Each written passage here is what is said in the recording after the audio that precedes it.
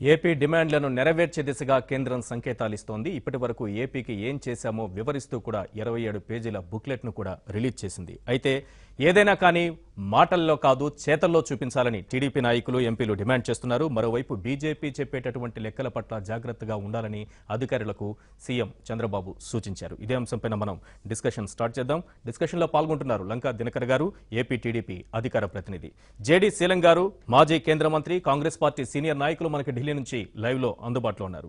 లంకా దినకర్ గారు, ఈ పార్లమెంటులో చేసినటువంటి ఆందోళనలు కానీ, రాష్ట్రంలో జరిగినటువంటి బంద్ కానీ, కేంద్రంలో కొంత కదలిక వచ్చింది. అదే సమయంలో ఈ రోజు సుజనా చౌదరి, సీఎం రమేష్ కేంద్ర మంత్రులతో కలిసి జరిపినటువంటి చర్చలు, ముఖ్యంగా రైల్వే జోన్ అంశానికి సంబంధించి కొంత కదలిక వచ్చినట్టుగా కనిపిస్తుంది. వారం 10 రోజుల్లో ఒక నోటిఫికేషన్ కూడా రిలీజ్ చేస్తామంటున్నారు. కానీ దీంట్లో కొన్ని చిన్న చిన్న మెలికలు కనిపిస్తోంది. ఏమనిపిస్తోంది మీకు? ఇప్పుడు AP reorganisation act section 93 schedule 13లో చెప్పినటువంటి అనేక మౌలిక సదుపాయాలు ఇన్స్టిట్యూషన్లతో పాటు ఈ రైల్వే జోన్ అనేది, విశాఖ రైల్వే జోన్కి సంబంధించి రైల్వే జోన్ అనేది చాలా కీలకమైనటువంటి అంశము. అయితే ఇవాళ విశాఖ రైల్వే జోన్ ఏ స్ఫూర్తితో అయితే మొదటి నుంచి డిమాండ్గా అడుగుతున్నామో ఆ స్ఫూర్తికి ఎక్కడ తూట్లు పడకుండా యాజ్ ఇట్ ఈస్ గా ఉండాల్సినటువంటి అవసరం ఉంది. వాల్తేరు డివిజన్ ఒక 80% ఒరిస్సాకి ఇచ్చేటటువంటి అవకాశం కనిపిస్తుంది. ఆ మేరకు ఏదో ప్రణాళికలు రూపొందిస్తున్నట్టుగా నాకైతే తెలియదు, కానీ అటువంటి అంశాలు నేను స్పష్టంగా చెప్పదలుచుకున్నాను. ఏదైతే విశాఖ రైల్వే జోన్ అనగానే ఏ అంశాలు అందులో ప్రస్ఫుటంగా ఉన్నాయో, విభజన జరిగే రోజుకి అంటే జూన్ 2, 2014 అపాయింట్ నాటికి యాజ్ ఇట్ ఈస్ గా అటువంటి అంశమే ప్రతిబింబించాలి. ఇప్పుడు అంతే కదా. ఇప్పుడు ఆ పరిస్థితి ఏంటి పరిస్థితి ఉంటుంది? ఇక్కడ నీకు బిర్యానీ తినిపిస్తాను ప్యారడైజ్లో అని చెప్పి, సరే కొంతకాలం గడిచిన తర్వాత ప్యారడైజ్ దాకా వెళ్ళడానికి కుదరదు, ఎదురుగా ఉన్నటువంటి ఒక చిన్న బడ్డీ షాప్ దగ్గర బిర్యానీ తినిపిస్తాను అనే దానికి ఉండేటటువంటి వ్యత్యాసాలు ఉండకూడదు. ఇది బిర్యానీ అదే బిర్యానీ కదా అనేటటువంటి వ్యత్యాసాలు ఉండకూడదు అంటున్నా నేను. ఏ స్ఫూర్తితో అయితే, ఏ వైఖరితో అయితే ఆ జోన్ కావాలన్నారో ఆ స్ఫూర్తికి ఇబ్బంది లేకుండా ఉండే విధంగా ఉండాలి. కానీ స్ఫూర్తి కంటే ముందు ఆకలి తీర్చేసామన్నట్టుగా ఉంది బీజేపీ, లేకపోతే కేంద్రం. ఇక్కడ అక్కడే తేడా వస్తూ ఉంది. ఏమి మనం మాట్లాడాము, ఏ స్పిరిట్తో, right from the beginning BJP అని కూడా నేను అన్నాను. ఎందుకంటే అనకూడదు, ఇక్కడ పార్టీల మధ్య సంబంధించిన అంశం కాదు. ఇది state government, central government, AP reorganisation act చట్టానికి సంబంధించినటువంటి అంశం. కాబట్టి ఏదైతే మనము ఆ చట్టానికి స్ఫూర్తి with true spirit of return letters ఏ అయితే ఉన్నాయో, బ్లాక్ అండ్ వైట్ ఉందో, ఆ చట్టాన్ని ఇంప్లిమెంట్ చేస్తాము అనేటటువంటి ఒక స్పిరిట్ని చాటుకున్నాము. ఆ స్పిరిట్కి ఎక్కడా కూడా డీవియేషన్ రాకూడదు. సాధించామంటే ఇచ్చామన్నట్టు ఉండదు. చొక్కా ఇస్తామన్నారు, చొక్కా ఈ చిల్లులు బండి చొక్కా ఇచ్చినందువల్ల ఉపయోగం ఉండదు. చొక్కాలాగే ఉండాలి. అది దానికి ఆ ఆబ్జెక్ట్ అనేది దెబ్బతినకుండా ఉండేటటువంటి విధంగా ఉండాలనేది మా యొక్క వాదన. తెలుగుదేశం పార్టీ విధానం ఒకటే. మనం ఏం చెప్పాము, సంబంధించి రైల్వే జోన్ తో పాటు వివిధ అంశాలకు సంబంధించి, దుగ్గరాజపట్నం అంశానికి సంబంధించి కానీ, రాష్ట్రంలో ఏర్పాటు చేసేటువంటి గిరిజన సెంట్రల్ యూనివర్సిటీలకు సంబంధించి కానీ, పెట్రో కాంప్లెక్స్ ఏర్పాటుకు సంబంధించి కానీ, రెవెన్యూ లోటుకు సంబంధించి అన్నింటినీ కూడా చేస్తాము, చూస్తాము, త్వరలోనే అన్ని క్లియర్ అవుతాయని చెబుతున్నారు. ఈ రోజు కూడా అదే మాట వచ్చింది. ఇది ఎంతవరకు కరెక్ట్ అనుకుంటున్నారు? చాలా వ్యాలిడ్ క్వశ్చన్ వేశారండి. ఫస్ట్ దుగ్గరాజపట్నం దగ్గరికి వద్దాం. ఇదే షెడ్యూల్ 13లో దుగ్గరాజపట్నానికి సంబంధించి విచిత్రం ఏంటంటే, అందులో వేరే ఇన్స్టిట్యూషన్స్ కానీ ఇన్ఫ్రాస్ట్రక్చర్ ఫెసిలిటీస్ పెట్టినా ఒక్క దుగ్గరాజపట్నం దానిలోనే ఫీజిబిలిటీ స్టడీస్ ఏం పెట్టాల. 2018 నాటికి మొదటి దశ పనులు పూర్తి కావాలి అనేటటువంటి మాట పెట్టారు. ఎందుకంటే చట్టానికంటే ముందు నుంచి అది ఉంది కాబట్టి. సరే, ఏదైనా ఏ సెన్స్ లో 2013-14లోనే 7,983 కోట్లతో దాని అంచనాలు ఉన్నాయి. ఏ సెన్స్ లో అయినా కానీ పెట్టారు. మొదటి దశ అంటే ఏంటో కూడా అందులో స్పష్టత లేదు. వాస్తవం మొదటి దశ అన్నారు. ఆ మొదటి దశ అంటే ఎవరికి అర్థం కాని దశ అది. ఆ చట్టంలో కూడా ఆ విధంగానే ఉంది. అయితే సరే, ఫీజిబిలిటీ స్టడీ వాళ్ళు ఫీజిబిలిటీ స్టడీ చట్టంలో పెట్టకపోయినా అది ఇన్స్టాల్ చేయాలంటే సెంట్రల్ గవర్నమెంట్ ఆపరేషన్స్తో చేయాల్సినటువంటి Dugarajapatnam port, central government port authority వాళ్ళు వచ్చినప్పుడు ఇక్కడ టెక్నికల్గా ఇబ్బంది వస్తుంది. శ్రీహరికోట ఉంది కదా, ఇస్రోకి సంబంధించిన అబ్జెక్షన్స్ ఉన్నాయి అనేటటువంటి మాట. వాళ్ళు ఇది అందరికీ తెలిసిన ఓపెన్ సీక్రెట్ అండి. ఇది ఓపెన్ సీక్రెట్ అయినప్పుడు, ఇంత ఇబ్బంది అవుతున్నప్పుడు, సుదీర్ఘ తీర ప్రాంతం ఉంది, 972 కిలోమీటర్లు. ప్రకాశం జిల్లాలో ఎప్పుడో నుంచి ఒక డిమాండ్ ఉంది, రామాయపట్నం కానీ లేకపోతే వాన్పిక్లో కానీ ఒక పోర్ట్ కావాలనేది. ఎప్పుడైతే ఇక్కడ ప్రాబ్లం వస్తుందో ఇవాళ చెప్పినటువంటి ఆల్టర్నేటివ్ పోర్టు కొంచెం ముందే ఇది ఇప్పుడు ఈ రోజు కేంద్రం నుంచి వచ్చినటువంటి మాట, రాష్ట్ర ప్రభుత్వం చూపించిన ప్రదేశం నిర్మించేదానికి మేము సిద్ధంగా ఉన్నాం, ఇంకా చూపించలేదు అన్నట్టుగా మాట. ఇది చాలా తప్పండి. 972 కిలోమీటర్లలో ఇప్పటి వరకు ఇన్స్టిట్యూషన్స్ కానీ దేనికైనా కానీ వాళ్ళు ఎక్కడ ల్యాండ్ అడిగితే అక్కడే ఇచ్చాము అనే మాట కూడా గౌరవ హరిబాబు గారు చెప్పారు. చాలా వేగంగా ఇచ్చారు, ప్రొయాక్టివ్గా ఇచ్చారని చెప్పారు. కాబట్టి ఇది అలా వద్దు, ఇవాళ ఆల్టర్నేటివ్ అన్నారు, కనీసం సంతోషం. ఇమీడియట్గా మేము రాష్ట్ర ప్రభుత్వం ఒక నిర్ణయం తీసుకొని రామాయపట్నం ఒక ప్రపోజల్ ఉంది, అలాగే ప్రకాశం జిల్లాలో అక్కడే ఉన్న టెక్నికల్ ప్రాబ్లం ప్రకాశం జిల్లాలో ఇన్స్టాల్ కావాలా, దాంతోపాటు రెవెన్యూ డెఫిసిట్ ఒకటి మాట్లాడారు. దాని దగ్గరికి వస్తాను, అది మాట్లాడదాం మనం. జేడీ శీలం గారితో ఒకసారి మాట్లాడి ఆ రెవెన్యూ డెఫిసిట్ గురించి కూడా మాట్లాడుకుందాం. జేడీ శీలం గారు, ఏంటి ఈ రోజు కేంద్రం చేసినటువంటి ప్రకటన కానీ అక్కడ నుంచి వస్తున్నటువంటి స్పందన కానీ ఇస్తున్నటువంటి సిగ్నల్స్ కానీ ఏ రకంగా కనిపిస్తున్నాయి? కొంతవరకు సానుకూలంగా ఏమన్నా ఉందా, మాటలకే పరిమితం అవుతున్నట్టుగా కనిపిస్తోంది? ఏమండి ఈ జోన్ మాత్రం చాలా అన్యాయం. ఎందుకంటే 80% విశాఖపట్నం ఒరిస్సా విశాఖపట్నం ఏరియా దానిలో ఉంటుందంటే అది కమర్షియల్ వైబిలిటీ ఉండదు ఆ జోన్ కి. ఎందుకంటే మొత్తం ఆపరేషన్స్ అన్ని కూడా వచ్చేటువంటి ఆ ఫ్రైట్ ఇన్కమ్ ఏదైతే ఉందో అంటే అక్కడ సరుకు వచ్చేదంతా కూడా ఆ విశాఖపట్నం చుట్టుపక్కల. కాబట్టి ఎట్టి పరిస్థితుల్లో కూడా ఒకటి ఏమిటంటే కమర్షియల్ వైబిలిటీ, రెండోది ఏమిటంటే 3 జిల్లాల వాళ్ళు ఆ విధంగా నోటిఫికేషన్ వస్తే మళ్ళీ దానికోసం పోరాటం చేయాల్సిందేనా? మళ్ళీ మొదటికి వచ్చినట్టేనా వ్యవహారం? No complete railway zone Visakhapatnam headquarters గా పెట్టి తీరుతాం. ఎందుకంటే ఒరిస్సా నుంచి వస్తున్నటువంటి అభ్యంతరాలను చెబుతోంది కేంద్రం. ఒరిస్సా నుంచి అభ్యంతరాలు వస్తున్నాయని చెబుతోంది. ఒరిస్సాకి 80% వాల్తేరు డివిజన్ ఇచ్చేటటువంటి పరిస్థితి కనిపిస్తోంది. అభ్యంతరాలు వస్తాయండి. అభ్యంతరాలు సహేతుకంగా ఉంటే మీరు పరిశీలించాలి. మన ఏరియాలో ఉన్నదాన్ని ప్రతి రాష్ట్రానికి ఒక జోన్ ఇస్తున్నారు. మీరు చూడండి, రామ్ విలాస్ పాస్వాన్ గారు వారి కాన్స్టిట్యుయెన్సీకి ఒక జోన్ ప్రకటించారు. అదేవిధంగా ప్రతి రాష్ట్రానికి ఒక జోను. మధ్యప్రదేశ్ లో 2 జోన్లు ఉన్నాయి, ఉత్తరప్రదేశ్ లో 3 జోన్లు ఉన్నాయి. అది కాదు, మీరు where there is will there is way. మీరు వాళ్ళ అబ్జెక్షన్స్ ఎట్లా తీసుకుంటారండి? మన రాష్ట్రం కానటువంటి ఒరిస్సా వాళ్ళు మన రాష్ట్రంలో ఉన్నటువంటి మొత్తం 3 జిల్లాలను కూడా వాళ్ళు కలపమంటే ఎట్ట కుదురుతుంది? ఒరిస్సాని సంతృప్తి పరిచేటటువంటి ప్రయత్నం ఏమైనా జరుగుతుంది అనుకుంటున్నారా? అంటే రాష్ట్రాల మధ్య చిచ్చు పెట్టడమే కదా అది. న్యాయంగా మాట్లాడితే ఒకే గుంటకల్ డివిజన్ ఉంది, గుంటూరు డివిజన్ ఉంది, ఇంకొక డివిజన్ తిరుపతిలో ఏర్పడాల్సిన అవసరం ఉంది. ఎందుకంటే అక్కడ ఉన్నటువంటి ట్రాఫిక్, ఇండస్ట్రీస్, నెల్లూరులో కొత్తగా పోర్ట్ వచ్చేసింది, అక్కడ ఉన్నటువంటి దాన్ని బట్టి ఒక డివిజన్ తిరుపతిలో పెట్టి తిరుపతి డివిజను, అదేవిధంగా Guntakal division, Guntur division, Waltair division కలిపితే విజయవాడ డివిజన్, ఈ 5 డివిజన్లు కలిపితే మంచి జోన్ వైబిలిటీ వస్తుంది. ఇది బాగుంటుందని రైల్వేకి ఆదాయం వస్తుంది, స్టేట్ కే కాదు రైల్వేకి ఆదాయం వస్తుంది. అది గమనించాలి వాళ్ళు. ఇంకోటి ఏంటంటే గుంటూరు డివిజన్ నేను రైల్వే మంత్రి పర్సనల్ సెక్రటరీగా ఉన్నప్పుడు ఏర్పాటు చేయడం జరిగింది. అసలు అది వైబుల్ కాదు అని పడేశారు. It is a political decision, nothing doing. అక్కడంతా మాచర్ల సిమెంట్ ఫ్యాక్టరీలు ఉన్నాయి. రేపు రాబోయే టైంలో విశాఖపట్నం గుంటూరు చాలా డెవలప్ అవుతుందని ఇంకో 30 సంవత్సరాలు ముందు పెట్టుకుంటే వస్తుందని చెప్పి చేశాం. అదేవిధంగా ఇంకోటి ఏమిటంటే వీళ్ళు 27 పేజీల బుక్లెట్ వేశారు. దీనిలో హాస్యాస్పదంగా ఉన్నాయి. దీనిలో పోలవరం గురించి ఏం మాట్లాడారండి? పోలవరం గురించి 1/1/2014 ముందుకయ్యేటువంటి కేవలం ఇరిగేషన్ కాంపోనెంట్ ఇస్తున్నారు. ఆర్ఆర్ గురించి మాట్లాడలేదు. ఆర్ఆర్ దాదాపు 30,000 కోట్లు. వారిని అక్కడి నుంచి తీసేయకుండానే నీళ్లు నింపుతారా? అంటే మనుషుల్ని వేరే చోట తీసుకొని వెళ్లి అక్కడ రీహాబిలిటేట్ చేయకుండానే ఆ నీళ్లు నింపుతారు అక్కడ? ఇవన్నీ హాస్యాస్పదంగా ఉన్నాయి. ఎవరు భరిస్తారండి?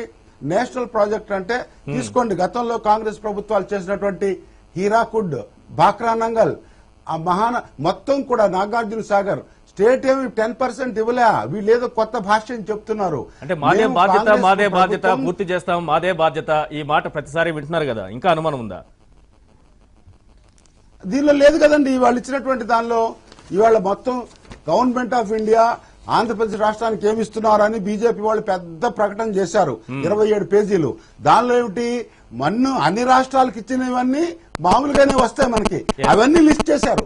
అవి ఒక 25 పేజీలు ఉంటాయి. ఈ చట్టం మనం అడుగుతుంది ఏమిటి? చట్టంలో ఉన్నవాడిని అమలు చేయండి. మీరు చట్టం లేని 10 రూపాయలు అక్కడ ఇస్తున్నాం, 5 రూపాయలు అక్కడ ఇస్తున్నాం అని చెప్పారు. సరే, చట్టంలో ఉన్నటువంటి 11 ఇన్స్టిట్యూషన్స్ కి ఏమండి వాళ్ళు చెప్తారు, చాలా బాధాకరం, మీరు పెద్ద పెద్ద ఐఐటికి 90 కోట్లు ఇస్తారా, ఎన్ఐటికి 50 కోట్ల, ట్రిపుల్ఐటికి 20 కోట్ల, ఇవన్నీ కూడా కాకి లెక్కలు చెప్పి మేము పెద్ద పెద్ద పుస్తకాలు వేసి మాకు ఛానల్స్ ఉన్నాయి కదా, మేము చెప్పేవాళ్ళు వింటారు కదా అని ప్రకటించుకుంటూ పోతే బీజేపీ అభిప్రాయం కూడా మనం తీసుకుందాం. శీలం గారు, బీజేపీ అభిప్రాయం కూడా మనం తీసుకుందాం. ఆకుల సత్యనారాయణ గారు జాయిన్ అవుతారు మనతో. తీసుకోండి. రైట్, వారి అభిప్రాయం తీసుకునే ముందు ఒక చిన్న బ్రేక్ తీసుకుందాం. Take a short break.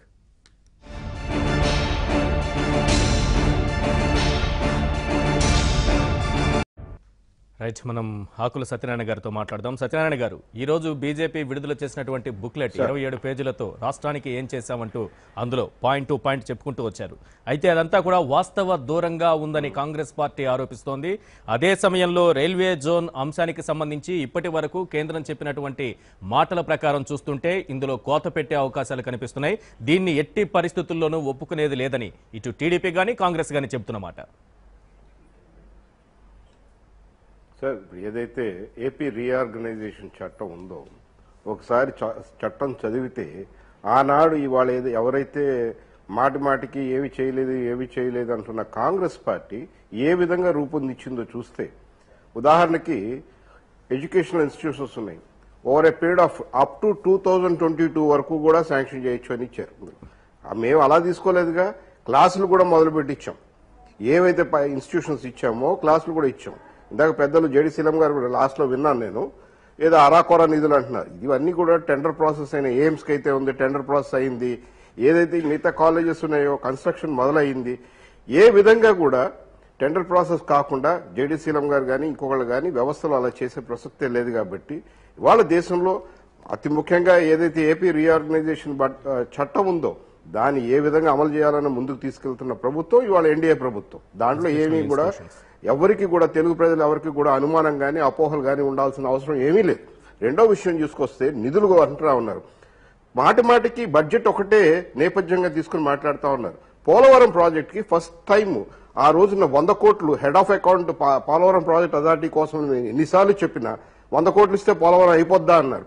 తర్వాత వచ్చిన 4200 కోట్లు కానీ మొన్న వచ్చిన 411 కోట్లు ఎక్కడి నుంచి వచ్చినాయి అని మాత్రం మాట్లాడట్లా. ఇది తెలుగు ప్రజల్ని మభ్యపెట్టి పక్కదారి పెట్టించి ఏం చేయలేదు అనే ఒక గోబుల్స్ ప్రచారానికి నాంది పలుకుతా ఉన్నారు. కానీ తెలుగు ప్రజలు అంత అవివేకవంతులు అయితే కాదండి. వాళ్ళ వివేకం ఉంది, ఆలోచన శక్తి ఉంది.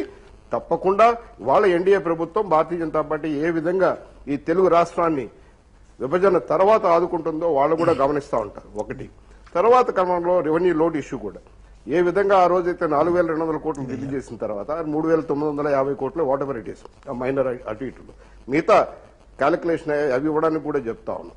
రైల్వే జోన్ ఇష్యూ వచ్చేవారికి రైల్వే జోన్ గురించి మాట్లాడదాము.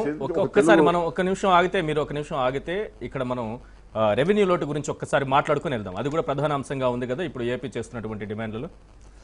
ముందు తప్పకుండా సార్ రెవెన్యూ లోటుకి సంబంధించి రాష్ట్ర విభజన జరిగిన వెంటనే అప్పుడు సెంట్రల్ గవర్నమెంట్ అథారిటీగా గవర్నర్గా నడుపుతున్నటువంటి క్రమంలో ఎస్టిమేషన్ వేసింది 16,700 కోట్లు 16,800 కోట్లు రఫ్గా వస్తుందని ఎస్టిమేషన్ వేశారు. యాక్చువల్గా చూసినా కూడా 16,700 కోట్ల వరకు వచ్చింది. సరే, దానిలో కంట్రోల్ అండ్ ఆడిటర్ జనరల్ గారు కూడా సర్టిఫై చేశారు 16,700 కోట్లు ఏదైతే ఉందో దానికి సంబంధించినటువంటి అంశం. ఏదైతే రిసోర్సెస్ గ్యాప్ కింద ఆ రెవెన్యూ లోటుని పూడ్చాలి మొదటి సంవత్సరంది. అసలు డబ్బు లేకుండా ప్రయాణం ప్రారంభమైనప్పుడు ముందు ఫస్ట్ చేయాల్సినటువంటి అంశమే అది. దానికి సంబంధించి వారే ఒప్పుకున్నారు 3,979 కోట్లు రిలీజ్ చేశాము అనేది. సరే, కొన్ని హెడ్స్లో కేంద్ర ప్రభుత్వం రాష్ట్ర ప్రభుత్వం ఇచ్చినటువంటి ప్రాజెక్ట్స్కి సంబంధించి కొన్ని పథకాలకి సంబంధించి మాకు ఆక్షేపణలు ఉన్నాయి, వాటిని పక్కన పెట్టాలన్నప్పుడు 7,200 కోట్లు తేలింది. సరే, మీకు మాకు సెంట్రల్ గవర్నమెంట్కి స్టేట్ గవర్నమెంట్కి ఎక్కడైతే గ్యాప్ ఉందో ఆ అమౌంట్ని పక్కన పెట్టినా 7,200 కోట్లు ఉంది. 3,979 కోట్లే రిలీజ్ చేశారు. ఆ 7,200 కోట్ల వరకు పూర్తయ్యే వరకన్నా రిలీజ్ చేసి 7,500 కోట్లు దాదాపుగా చేసి మిగతా అంశాల్లో మాట్లాడుకొని ఏదైనా లెక్కలకి సంబంధించి మాట్లాడితే బాగుండేది. ఆ పని చేయలేదు. పైగా ఏం చెప్తున్నారు, రుణమాఫీకి సంబంధించి చేశారు, పే రివిజన్ కమిషన్కి సంబంధించి పే చేశారు, అలాగే ఏదైతే పెన్షన్కి సంబంధించి పే చేశారు. ఏమండి అసలు అకౌంటింగ్ ప్రిన్సిపల్స్ ప్రకారము అది రెవెన్యూ డెఫిసిట్ కింద వస్తుందా రాదో చూడాలి, కానీ రాష్ట్ర ప్రభుత్వం ప్రయారిటీ ఏ ఎక్స్పెండిచర్ పెట్టుకోవాలి ఇక్కడ అవసరాన్ని బట్టి దానికి వెళ్తుంది. అలాగే కేంద్ర ప్రభుత్వం కూడా వారు వేరే కొత్త ప్రభుత్వం మారినప్పుడు వారి ప్రయారిటీస్తో వాళ్ళు స్వచ్ఛ భారత్ పెట్టారు, స్కిల్ డెవలప్మెంట్ పెట్టారు, ఆహ్వానించాం. అలాగే రాష్ట్రానికి ఉంటే రాష్ట్రాల ప్రయారిటీ ఉంటుంది. అకౌంటింగ్ హెడ్ ప్రకారము అది రెవెన్యూ లోటా కాదా అనే అంశాన్ని చూసి మాట్లాడాలి, కానీ ప్రతిష్టములు కరెక్ట్ కాదు. ఇది ఏదైతే మొట్టమొదటి సంవత్సరం రెవెన్యూ లోటు విషయం ఉందో విభజన నేపథ్యంలో ఆ 10 నెలలకు గాను ఎంత మేరకు లోటు ఉంటుంది అనే దాని అసెస్మెంట్ కోసమే జరుగుతున్నది. రాష్ట్ర ప్రభుత్వానికి ఆ ఇండిపెండెన్స్ లేదు, ఆ అటానమీ లేదనే మాట మాట్లాడలే, ఇష్టం వచ్చిన పథకాలు పెట్టుకోవచ్చు, దాన్ని ఎవరు అటు కాదంటలా. కానీ ఏ విషయం అయితే ఉందో ఏదైతే అది కాదు చెప్పిన లోటు దీనికి మ్యాచ్ అవ్వట్లేదన్న విషయం హిమాచల్ ప్రదేశ్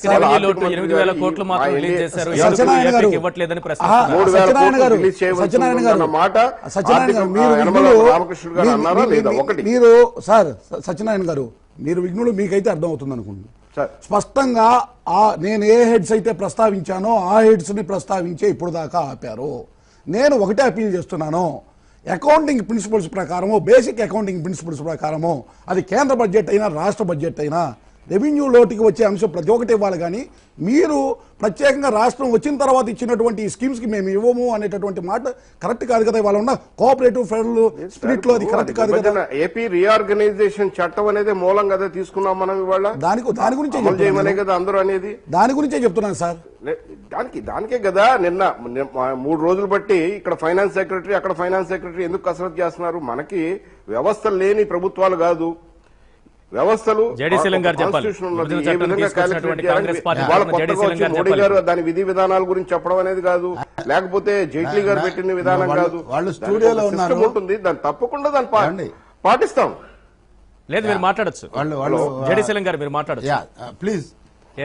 దయచేసి నేను వాళ్ళిద్దరు రిక్వెస్ట్ చేసేది ఏంటంటే, వాళ్ళిద్దరు స్టూడియోలో ఉన్నారు, నేను ఎక్కడో బయట ఉన్నాను, నేను 5-6 పాయింట్స్ పెడతాను, చెప్పండి. ఆకుల సత్యనారాయణ గారు రాజమండ్రి నుంచి ఉన్నారు, ఢిల్లీ నుంచి ఉన్నారు. ఆకుల గారు ఓకే, అందరినీ ఒక ప్లాట్ఫామ్ పైకి తీసుకొచ్చింది. 3,900 కోట్లు ఇచ్చారండి, మిగతాది ఎందుకు లేదనేటువంటిది ఒకటి నెంబర్ 1. తర్వాత 15 నుంచి 20 సంవత్సరం అంటే ఈ 5 సంవత్సరాలకు గాను 14 ఫైనాన్స్ కమిషన్ చెప్పిన దానికి మీరు 22,000 కోట్లు ఇస్తారు. 22,750 కోట్లు. యా సరే okay, 22,750 problem. It's okay. 22,113 correct గా, మీరు ఎక్కువ చెప్పొద్దు దయచేసి వినండి. మీరు చెప్పింది ఫస్ట్ పేజీలో ఉంది. ఆ డబ్బులు 15 పోయింది, 16 పోయింది, 17 వచ్చింది. ఇప్పుడు ఏమి ఇవ్వలేదు, ఉండండి. ఆ 3 సంవత్సరాలకి ఏమి ఇవ్వలేదు. అంతకుముందు 10 నెలలకి 9,000, మీరు చెప్పింది 7,000 కోట్లు, 4,000 కోట్లు అంటే 3,900 ఇచ్చారు. అది ఇవ్వలేదు, ఇది ఇవ్వలేదు. ఈ 3 సంవత్సరాలది ఇంకో లోపం కూడా ఉంది. శైలం గారు ఇంకో లోపం కూడా ఉంది. అసలు 14th ఫైనాన్స్ కమిషన్ 24,000 కోట్లు, మనకి ఇప్పుడు వస్తుంది 21,000 కోట్లు. అందులో కూడా 3,000 కోట్లు తూట్లు పడినాయి అని తెలుస్తుంది ఇవాళ. అది కూడా అక్కడ కూడా ఇంకోటండి, ఆదాయాలు ఉమ్మడి ఆంధ్రప్రదేశ్ నిజమైన లోటు కూడా మీరు ఒకసారి వెరిఫై చేసి చెప్పండి. మీరు ఒకసారి వాస్తవంగా 15-16 రిలీజ్ అయిందా లేదా? లేదు, ఒక నిమిషం అండి, నన్ను పూర్తి చేయండి దయచేసి. మీరు మధ్యలో ఆపుతున్నారు, దయచేసి ఏమనుకోకండి. రెండోది, ఈ financial support for new capital ముందు 2,500 కోట్లు ఇచ్చాము, ఇంకొక 1,000 కోట్లు ఇస్తామంటున్నారు. అంటే 45,000 కోట్లు కావాలనేమో స్టేట్ గవర్నమెంట్ అడుగుతా ఉంది, వీళ్ళేమో 3,500 కోట్లతో సరిపెడదా ఉంటున్నారు. అది ఎక్కడికి, ఏమిటి అది?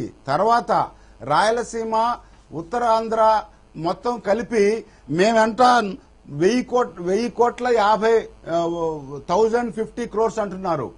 మేము ఆ రోజు వీళ్ళ ప్యాకేజీ ఉండండి, వెయిట్ చేయండి please, don't disturb me. Package, so called package ఏంటి, స్పెషల్ కేటగిరీ స్టేటస్ బదులు ప్యాకేజ్ అనౌన్స్ చేశారు. ఆ రోజు 2 ఏళ్ళు అయింది. దానిలో ఏమన్నారు, ఈ ప్యాకేజ్ తో పాటు పేజ్ నంబర్ 10 లో పాయింట్ నంబర్ 7 ఏమన్నారంటే, మన్మోహన్ సింగ్ గారు చెప్పినవి 6 ఉన్నాయి, 6 స్పెషల్ కేటగిరీ స్టేటస్ వదిలిపెట్టి మిగతా 5 తూచా తప్పుకుని అమలు చేస్తామని చెప్పి ప్యాకేజ్ లో మెన్షన్ చేశారు. అంటే అర్థం ఏమిటి? ఆ బ్యాక్వర్డ్ రీజియన్స్ కి 7 జిల్లాలకి ఎంత ఇవ్వాలి? బుందేల్ఖండ్, కోరాపుట్, భోంగిర్, కలహండి టైప్ లో ఇవ్వమని చెప్పి ఆ రోజు అవును. మన్మోహన్ సింగ్ గారు చెప్పారు. అదెంత? 24,000 కోట్లు. Yes, 24,500 కోట్లు. ఏడు జిల్లాలకి రాష్ట్ర ప్రభుత్వం నుంచి 24,500 కోట్లు ప్రపోజల్ వెళ్తే ఇప్పటికి 150 కోట్లు మాత్రమే రిలీజ్ అయ్యింది. ఆగండి, మధ్యలో లేదు, సెలిం గారు వస్తారు, మీకు అవకాశం ఇస్తా. పూర్తి అయిన తర్వాత మీరు మాట్లాడండి.